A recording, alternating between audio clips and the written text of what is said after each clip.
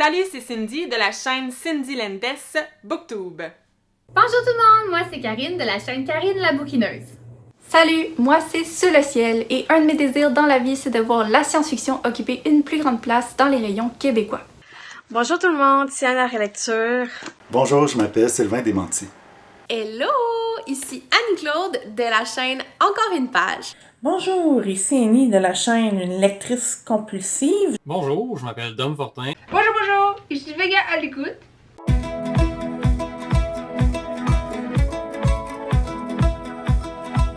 Salut, c'est Kat de la chaîne Les Lectures de Grumpy Cat. Allô, c'est Karine du blog et du compte Instagram Mon Point Lecture, puis des fois sur YouTube aussi. Allô, moi c'est Annabelle de la chaîne Bubbly Book Club. Salut, ici Maps. On sait bien maintenant, le 12 août, j'achète un livre québécois est un événement qu'on ne veut tout simplement pas manquer. Pour une 4e année consécutive, la famille de Booktube Québec a décidé de vous donner des suggestions. Et vous savez, c'est vraiment important d'encourager le local. D'ailleurs, vous n'avez même pas besoin de sortir de chez vous pour faire ça. Vous pouvez tout simplement écrire les libraires et je vous mets le site en barre d'informations. Vous allez pouvoir choisir tout plein de beaux livres québécois dans le confort de votre salon et vous pouvez choisir nos suggestions ou en choisir d'autres aussi à votre guise. Mais n'oubliez surtout pas cette journée fort importante. Et là, je vous ai promis des suggestions, alors on arrête de jaser, on y va tout de suite. Alors aujourd'hui, ma recommandation québécoise, c'est le premier tome de la tétralogie Les Sœurs de Blois, Charlotte, écrit par Louise Tremblay-Dessiambre. Alors, je vous recommande ce livre, tout particulièrement si vous êtes amateur de saga familiale. Moi, c'est mon cas. Et j'ai adoré cette lecture. Donc, on est avec la famille de Blois, vous vous en douterez bien, mais tout particulièrement dans ce premier tome avec la maman Blanche. Et Blanche, elle est malade, ça ne va pas bien. Elle est hypocondriaque et elle va même développer le syndrome de Munchausen sur sa petite fille Émilie. Donc, elle a tellement peur qu'elle soit malade qu'elle lui donne des médicaments par-dessus médicaments. Donc, dans la tête de Blanche, c'est à titre préventif, mais en réalité, elle détruit carrément la santé de sa petite fille. Et oui, on peut s'attendre à détester ce personnage de Blanche, et c'est le cas, mais en même temps, c'est apporté avec tellement de finesse et de subtilité de la part de l'autrice que d'un autre côté, on comprend Blanche si on veut. On compatit avec elle et on voit aussi à quel point la maladie mentale peut être insidieuse. Et ce que j'ai aimé aussi, c'est qu'on voit les répercussions sur les autres membres de la famille parce qu'on est aussi souvent avec le personnage du papa, donc le mari de Blanche, et avec le personnage de l'aînée de la famille, Charlotte. Donc, on va vivre tout ça à travers les autres membres de la famille. Et donc, moi, c'est une histoire que j'ai trouvée touchante, prenante, mais aussi captivante autant pour l'histoire justement que pour les personnages. Donc, une lecture que j'ai adorée et que je vous recommande fortement. Merci, bye bye! Pour l'événement le 12 août, j'achète un livre québécois. J'ai choisi de vous parler du roman Ma vie de gâteau sec de Isabelle Paris-Lessard, publié aux éditions Les Malins. Ma vie de gâteau sec, c'est une série de 4 romans, en fait, dans lequel on suit le personnage de Louane, qui est une jeune fille qui, au début de la série, est en secondaire 3. Donc, à travers les 4 romans, on la suit en son secondaire 3, son secondaire 4, son secondaire 5 et l'été avant son cégep. Louane est une jeune fille de 14 ans qui est acceptée dans la cour de danse de son école, donc dans le programme de danse-études. Et l'affaire, c'est que Louane, c'est la plus jeune de la troupe de danse. Toutes les autres filles sont en secondaire 4 et en secondaire 5, sont plus vieilles qu'elle, donc elle a l'impression de pas tout à fait fitter là. La danse a toujours été sa passion, ce qu'elle veut faire de sa vie. Et là, elle se retrouve dans une situation où elle est pas sûre d'être à sa place, où c'est beaucoup plus difficile que c'était avant. Et tout ce qui se passe avec la troupe de danse va faire que Louane va découvrir qu'elle a un trouble anxieux. C'est une série de livres que j'ai vraiment beaucoup apprécié, ne serait-ce que pour le traitement qui est fait de l'anxiété, du cheminement que Louane va faire à travers tous ces livres-là dans lesquels n'importe quelle personne qui vit avec un trouble anxieux peut se reconnaître. Toutes les difficultés qui sont abordées, comme le fait que les attentes s'étirent à l'infini, comme la prof de danse que quand Louane va la voir pour lui dire « ben je pourrais plus danser à cause de ça », la prof lui répond « ah oui mais c'est bien, je veux dire c'était juste pas fait pour danser, c'est correct, c'est mieux que tu l'aies appris maintenant que plus tard. Personnellement, j'avais le goût de flanquer des baffes à la prof quand elle a sorti ça. C'est super le fun de voir le cheminement de Louane, comment elle passe d'un comportement à un autre, comment elle va passer de je vais éviter tout ce qui me ramène à mon anxiété, tout ce qui me cause de l'anxiété, comme si ça allait faire disparaître le problème, à un moment où elle fait comme ok, il faut que je fasse quelque chose, il faut que j'agisse, il faut que je vois quelqu'un, il faut que j'aille chercher de l'aide. On la voit vraiment traverser ce cheminement-là, traverser les différentes étapes, comment elle va en arriver à admettre qu'elle a besoin d'aide, toutes les choses qu'elle va vivre à travers ça, et comment elle va tranquillement revenir vers la danse. Et ça aussi, c'est un parcours qui est vraiment beau, vraiment touchant, parce que tu vois, c'est une jeune fille, que c'est sa passion, c'est toujours ce qu'elle a voulu faire de sa vie, c'était la chose la plus importante dans sa vie, et tout d'un coup, la chose qui était la plus importante dans sa vie devient la chose la plus stressante de sa vie, et elle a l'impression, d'une certaine façon, que c'est ça qui a causé son trouble anxieux. Et donc, la voir devoir naviguer ça, la place que la danse va prendre dans sa vie, et est-ce qu'elle est capable d'y revenir ou pas? Est-ce que ça va recommencer à lui causer des problèmes? T'sais, vraiment des réflexions super intéressantes sur ça. J'ai beaucoup aimé la représentation du milieu de la danse, la pression qui peut venir avec ça. Pour Louane, par exemple, à ce moment où est-ce qu'elle se retrouve dans cette troupe-là qui est très professionnelle, beaucoup plus que ce qu'elle faisait avant. Comment ça va devenir tout d'un coup plus difficile. Comment les relations avec les autres danseuses peuvent être aussi un petit peu tendues. Il y a beaucoup de choses très intéressantes là-dedans. C'est des romans jeunesse qui se livrent vraiment rapidement. Ça se dévore en l'espace de quelques heures. C'est vraiment bien. J'aime beaucoup les titres de chapitres qui sont très originaux. Et croyez-moi, c'est une série qui vaut vraiment la peine d'être découverte. Pour le 12 août cette année, je vous recommande de lire La Fonction de André Marois. Vous retrouverez dans cette œuvre l'union parfaite de la science-fiction et du suspense puisque l'histoire se déroule dans un monde identique au nôtre sauf pour un seul détail, tout le monde naît avec la fonction. La fonction, c'est la possibilité de revenir 1 minute en arrière une seule fois dans sa vie pour complètement effacer un événement ou un drame qui s'est produit. André Marois a poussé ce concept au maximum et a créé un morceau de fiction qui pourrait très bien appartenir à un épisode de Black Mirror. Donc si vous êtes à la recherche d'une lecture addictive et d'un premier pas dans la science-fiction, La Fonction est le livre pour vous. Bonne lecture! Aujourd'hui, je vais vous parler d'un livre québécois parce qu'aujourd'hui, on est le 12 août, donc on faut encourager nos auteurs québécois. Donc aujourd'hui, je vous parle de Warrior Wolf de Brian Perrault. Donc ça, c'est le premier tome. Donc ici, on découvre le premier des Rajas. Donc, le premier loup-garou. Donc, ça se passe dans l'Antiquité, durant l'époque mythique des grandes cités royaumes. Donc, on découvre les racines des loups-garous. Donc, c'est à ce moment-là que toute l'histoire prend vie ou que la création, en fait, des loups-garous a été faite. Donc, pour ceux qui adorent tout ce qui est loup-garou, loup, mythologie, je vous le conseille fortement. Il a su très bien réinventer l'histoire des loups-garous. J'ai vraiment adoré ces livres-là.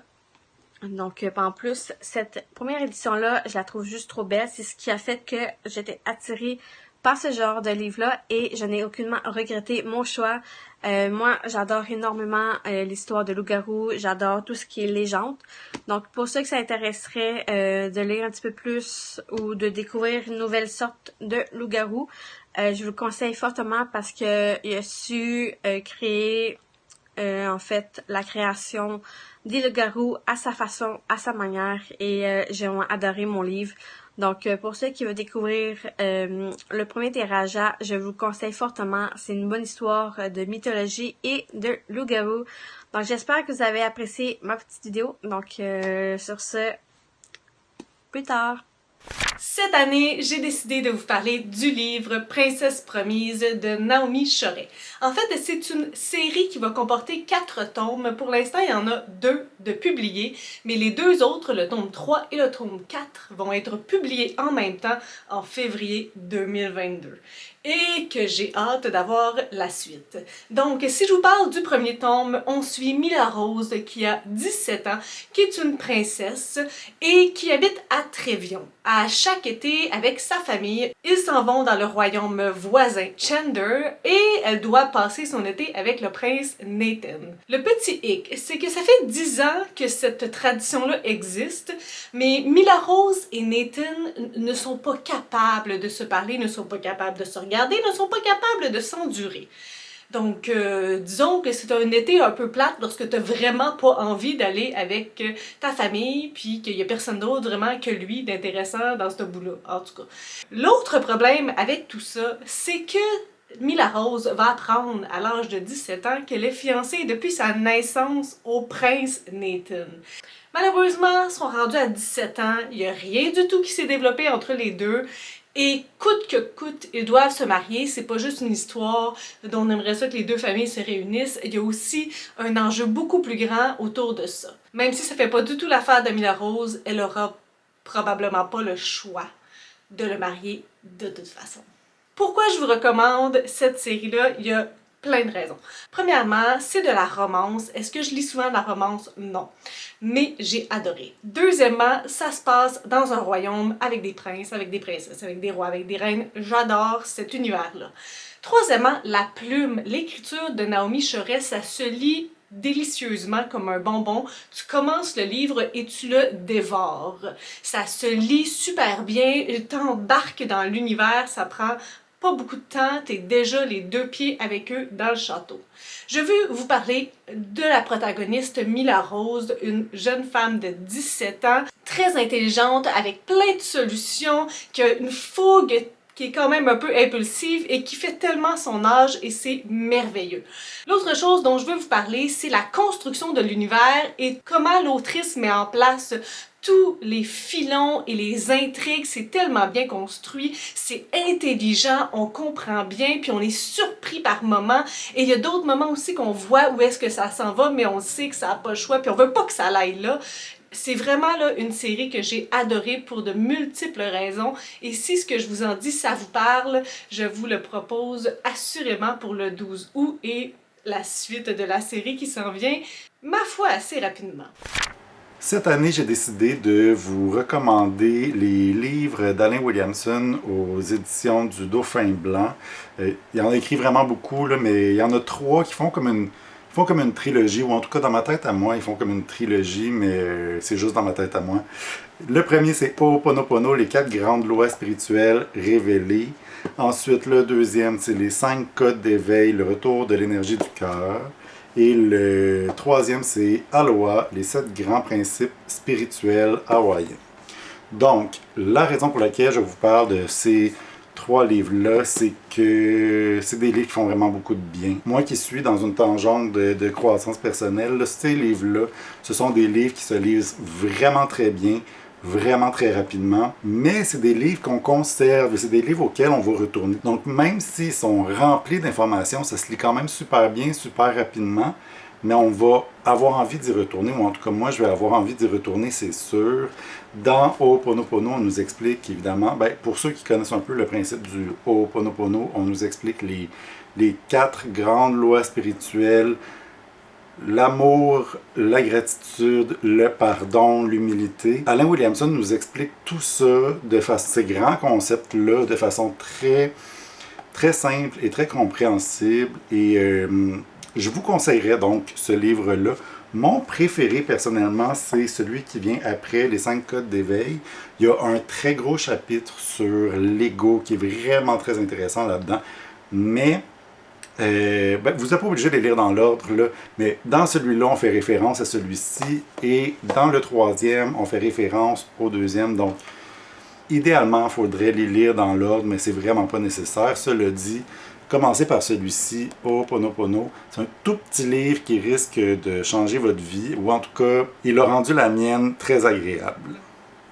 Cette année, je vous recommande pour le 12 août, j'achète un livre québécois, la bande dessinée Le Petit Astronaute de Jean-Paul Haide, publié chez les éditions La Pastèque. C'est une bande dessinée illustrée en couleur de 156 pages. C'est l'histoire de Juliette qui est maintenant rendue à l'âge adulte et qui se promène dans son quartier lorsqu'elle voit la maison de son enfance qui est maintenant à vendre et où on peut faire des visites libres. Elle décide d'y entrer et elle replonge immédiatement dans tous ses souvenirs avec sa famille et son petit frère Tom. Ce qu'il faut savoir, c'est que Tom est né avec une paralysie cérébrale, ce qui fait qu'il a une vie vraiment différente de la plupart des gens. Il va vivre des épreuves, mais on va se concentrer quand même sur les parents de Tom et Juliette parce que c'est les souvenirs de Juliette qui guident l'histoire. C'est vraiment une œuvre bouleversante qui ne laissera personne indifférent. C'est impossible que vous puissiez lire cette bande dessinée-là et pas être ému ou même verser une larme. En tout cas, moi, j'ai pleuré. C'était vraiment extrêmement touchant. Puis, ça m'a permis de découvrir cet auteur-là dont j'ai vraiment envie de découvrir le reste de ses œuvres. Bon douzou! Je dois vous avouer, c'était pas évident de choisir une seule suggestion pour cette année, pour l'édition Le 12 août, j'achète un livre québécois. Donc, j'ai choisi un livre qui représentait ce qu'on a vécu dans les derniers mois. Aussi, une auteure que j'ai découverte justement à peine avant le confinement. Il s'agit de Couple en thérapie de Geneviève Cloutier, publié chez les éditions de Mortagne, qui est aussi une maison d'édition que je suis assidûment. Surtout si vous aimez la chiclite, c'est une maison d'édition à suivre. Il s'agit de Mélanie et de son conjoint Greg qui se retrouvent justement en plein confinement avec 3 enfants. Et pour ajouter la cerise sur le gâteau, la belle-mère vient habiter avec eux.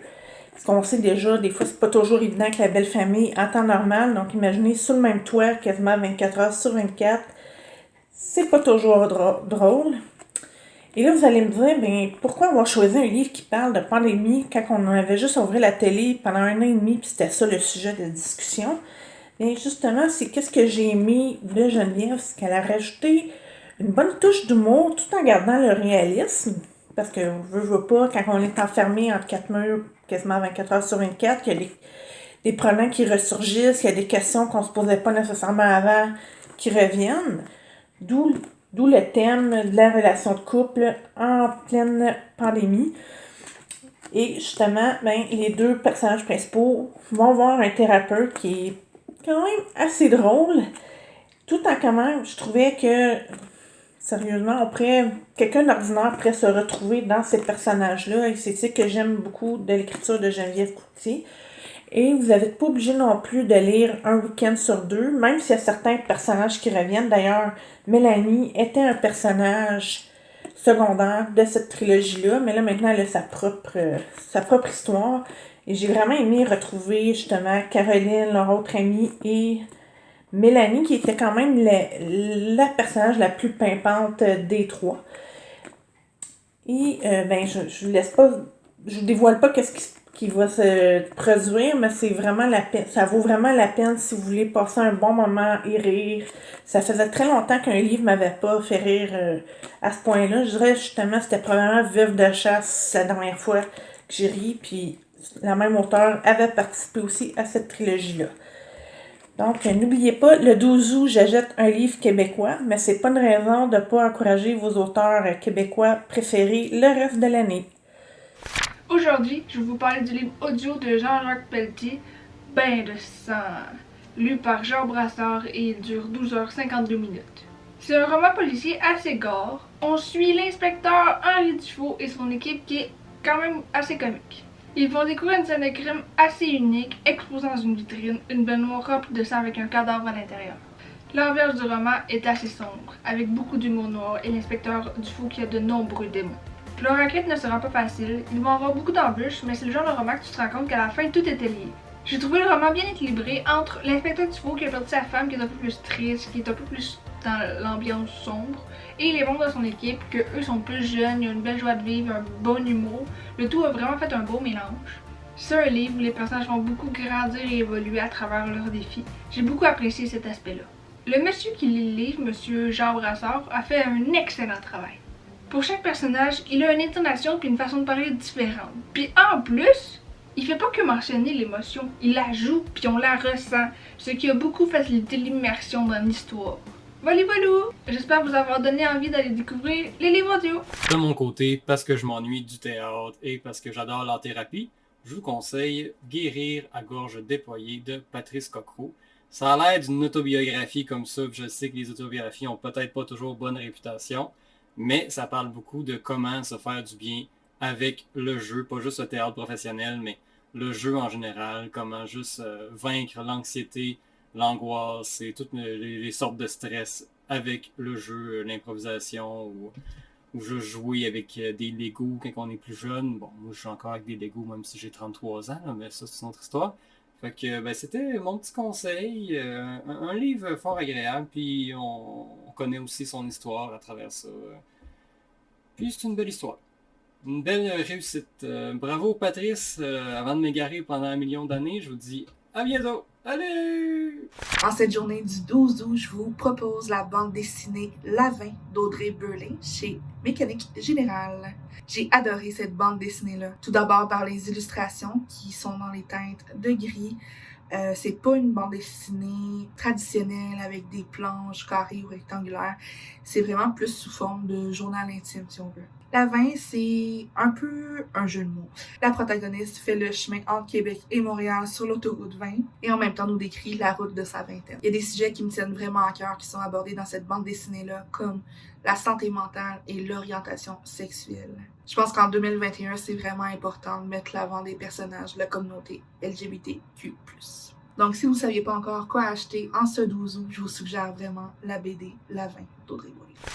Ma recommandation pour le 12 août, je vais aller dans quelque chose d'un peu différent de ce que je propose d'habitude. Je vais vous proposer Méconnaissable de Valérie Jessica Laporte. C'est un roman qui a été écrit par une autrice québécoise, je dirais même plus une autrice saguenayenne comme moi. Et il nous invite à entrer dans le monde d'une personne qui n'est pas neurotypique et ça, croyez-moi, c'est tout un voyage. L'autrice est elle-même autiste, donc neuroatypique, et son personnage principal est une enfant qui va aller à la quête d'elle-même dans un univers dont elle ne comprend pas les codes. Elle perçoit le monde différemment et sa façon d'entrer en contact avec les gens et avec tout ce qui l'entoure, c'est fascinant pour une personne qui n'est pas neurotypique. Un jour, elle va en avoir assez des qualificatifs difficiles, capricieuses, et elle va se raser la tête, elle va s'habiller avec les vêtements de petit frère sans bon, et elle va s'en aller et cesser de parler, en se disant que peut-être que sans les mots, ça va être plus facile. Selon moi, c'est une lecture qui est nécessaire et qui nous permet de construire un pont entre nous et les personnes neuroatypiques. Parce que si pour eux, notre monde est pas facile à saisir, pour nous, les personnes neurotypiques, c'est pas évident de voir comment ils pensent. Et ça, c'est une fenêtre ouverte sur cette façon de penser-là qui est différente. C'est hyper accessible, les images sont simples, mais complexes en même temps. Et ça va, selon moi, réellement aider à construire un monde où chacun a sa place. Les réactions de l'entourage, les réactions de la mère et de l'enseignante, moi, ça m'a fait... Dans ce roman-là, les réactions de certaines personnes face à l'héroïne, notamment la mère et l'enseignante, ce sont des choses qui sont vraiment venues me chercher. J'ai côtoyé beaucoup de familles où il y a des personnes non neurotypiques dans ma vie et à ce point-là, j'ai jamais vu ça. Mais ça veut pas dire que parce que moi, je l'ai jamais vu que ça existe pas et surtout que c'est pas perçu comme ça par d'autres personnes. Et c'est peut-être le seul reproche que je ferais. Je trouvais que ces personnages-là manquaient un peu de nuances. J'ai de la difficulté à voir la souffrance derrière tout ça. Mais pour le message, pour la représentation et pour voir notre monde par d'autres yeux, sincèrement, ce roman-là, il vaut la peine. Je le conseille à tout le monde. Il est tout petit en plus. Là, je l'ai pas parce que je l'ai prêté, mais sincèrement, ça se dévore. Donc voilà, bon 12 août! Si vous recherchez des recommandations pour acheter un livre québécois le 12 août prochain et que vous avez aimé En route vers Nowhere de Sophie Lorrain, je ne peux que vous conseiller sa suite, Fausse route, toujours de la même autrice, publiée aux éditions Urtubise. Donc, on retrouve les deux personnages, Sarah et Sébastien, qui reviennent de leur road trip, ainsi que leurs deux meilleurs amis, donc Marjorie et JP, qui vont partager des histoires d'amour et d'amitié avec le lecteur. Donc, c'est une lecture légère, parfaite pour l'été, pour jeunes adultes. Là, les personnages sont dans le début de la vingtaine, donc c'est parfait pour ma tranche d'âge. Il y a aussi le côté nostalgique de l'époque, là, parce que ça se passe en 2007, donc on va retrouver des éléments avec lesquels on a grandi dans notre jeunesse. Donc ça, c'est quelque chose qui était très intéressant. L'écriture est vraiment légère, familière. On retrouve un bon rythme de lecture. Donc quand je vous parle d'éléments nostalgiques, on retrouve des encadrés qui montrent des conversations MSN. Donc ça, c'est sûr que c'est venu me chercher. C'est aussi, comme le premier, un roman qui est raconté de manière pas tout à fait linéaire. Donc ça, c'est quelque chose que j'apprécie beaucoup quand je lis un livre. Puis c'est fait de manière très claire. Là. Il y a un changement de police de caractère lorsque c'est fait, donc on n'est pas perdu dans notre récit. Donc vraiment un beau duo à vous procurer. Si vous n'avez pas lu le premier, commencez par celui-ci évidemment, mais sinon le second vient de sortir. Et c'est vraiment un feel good pour terminer votre été en beauté. Bonne journée! Encore une fois cette année, j'aimerais remercier mes collaborateurs Booktubers et Booktubers qui ont bien voulu donner leurs suggestions pour une 4e année. Merci aussi aux libraires et aux librairies indépendantes qui nous fournissent de la belle littérature d'ici. Encore une fois cette année, n'oublions pas, le 12 août, j'achète un livre québécois.